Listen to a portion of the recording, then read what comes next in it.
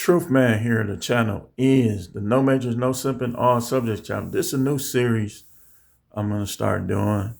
Hopefully it'll go all right. But we going to call this Conspiracy or No. And I'm going to be talking about this stuff. I'm going to be using a lot of content that's already on here. That's not getting flagged down. In particular, this channel, Conspiracy Peter. Is this a conspiracy or no? So I'm going to play it. As usual, I'm going to be pausing.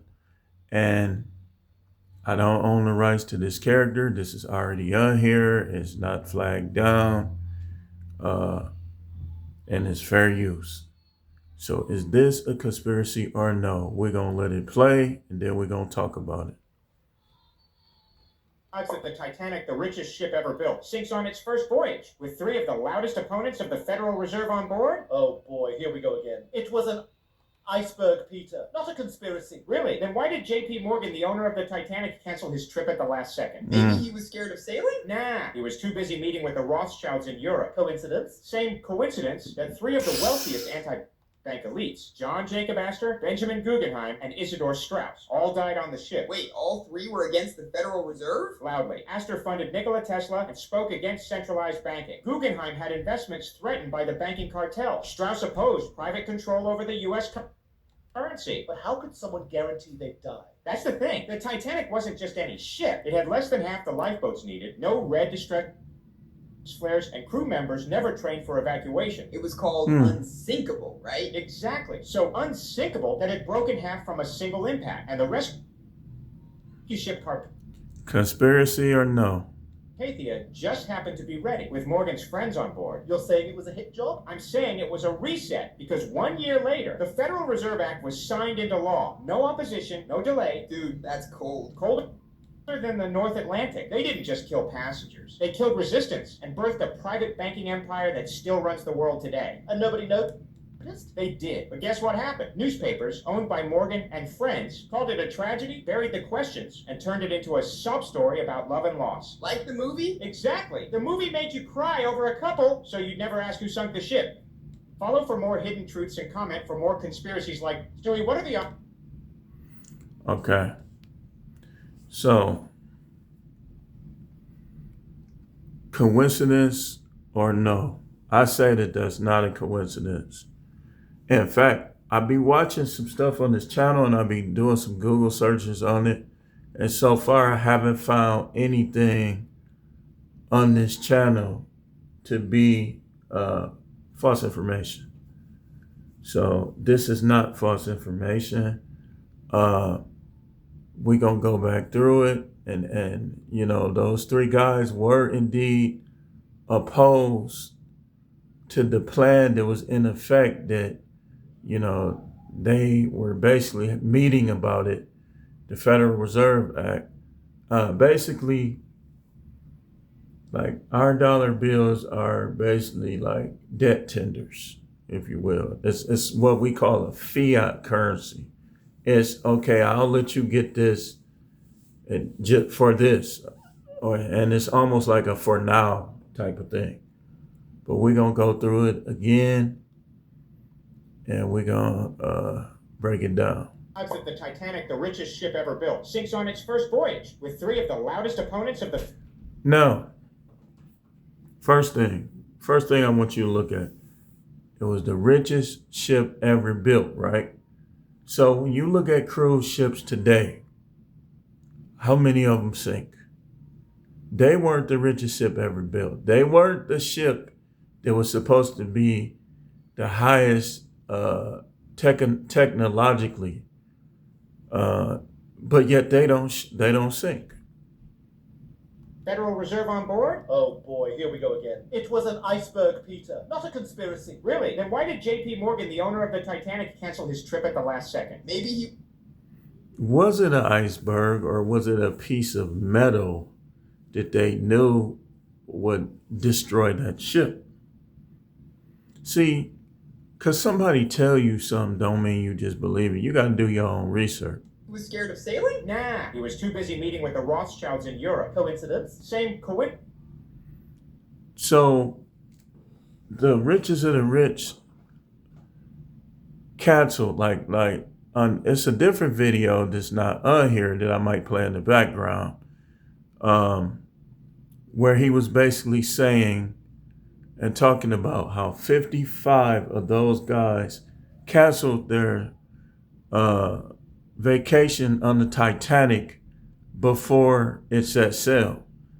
I'm gonna try to find that video, and we're gonna kind of look at that as well. But apparently, the guys that canceled, some of them like doubled their money, like in getting their money back for the ship sinking, and the rich guys got their money before any of the families of anybody that was on the ship. Incidents that three of the wealthiest anti-bank elites, John Jacob Astor, Benjamin Guggenheim, and Isidor Straus. Okay, I want y'all to remember those names, and I want you to go do a Google search on those names. All died on the ship. Wait, all three were against the Federal Reserve? Loudly. Astor funded Nikola Tesla and spoke against centralized banking. He spoke against centralized banking. Now remember, centralized banking took an extreme uptick with the Federal Reserve. Once the Federal Reserve Act was passed, that's when they were really able to control the banks. Like even if you go to JFK and you go all the way back to Abraham Lincoln, look at the presidents that opposed this sort of thing. Guggenheim had investments threatened by the banking cartel. Strauss opposed private control over the U.S. currency. But Strauss didn't want. Now I want you to go and look at these people, man. And then come back and tell me if this video is fake news. How could someone guarantee they'd die? that's the thing. The Titanic wasn't just any ship. It had less than half the lifeboats needed. Possibly they whacked them off before the ship sank, and then just probably throw them overboard. No red. Possibly. I'm not saying. Look. This is YouTube is some fact, but YouTube is an opinion too. Distress flares, and crew members never trained for evacuation. It was called unsinkable, right? Exactly. So unsinkable that it broke in half from a single impact. Let's keep going. And the rescue ship Carpathia just happened to be ready, with Morgan's friends on board. You'll say, now that, whoa.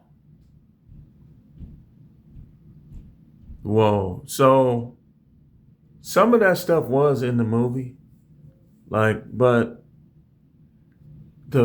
allegedly some of the guys that survived that Titanic sinking ended up forming some of the biggest companies in the world today that they passed down to their future generation. But who keeps score, man? We can't change history, man. It was a hit job? I'm saying it was a reset, because 1 year later, the Federal Reserve Act was signed into law. No opposition, no delay. Dude, that's cold.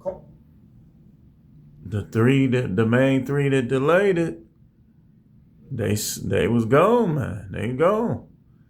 Older than the North Atlantic. They didn't just kill passengers. They killed resistance and birthed a private banking empire that still runs the world today.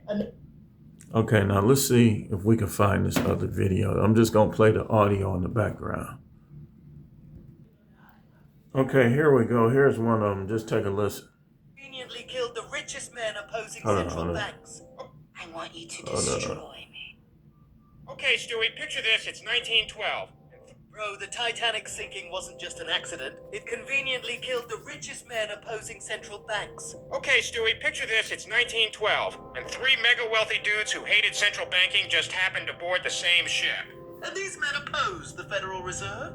Yeah, Stewie, John Jacob Astor, Benjamin Guggenheim, and Isidor Straus all spoke against a private central bank controlling U.S. money. That's deeply unsettling. Here's where people lose it, Stewie. The Federal Reserve Act passed in 1913, just 1 year later, and the men who supported it, like J.P. Morgan, missed the voyage. Coincidence or no? With Coincidence or convenient removal? The takeaway is question power, Stewie, because history shows big financial changes often follow sudden tragic events. Remarkable how accidents all That's true.